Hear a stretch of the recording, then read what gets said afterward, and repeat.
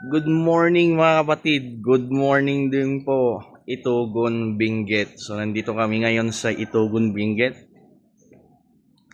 At dumalo po kami ng Markman of Christ Phase 2 mga kapatid. Yan. So ang ating verse for today mga kapatid ay matatagpuan po sa 1 Corinthians chapter 10 verse 31. Ano po yung sabi doon? Whatever you eat or drink, do it for the glory of the Lord. Kapatid, I will encourage you that ano man ang ginagawa natin sa harapan ng Diyos, gawin natin na mayroon pong papurit, pagsamba at ang glory lang po ay para sa Kanya. Kaya alisin po nawa natin yung bagyayabang, alisin natin yung pride, alisin po natin sa ating sarili po yung nagmamataas.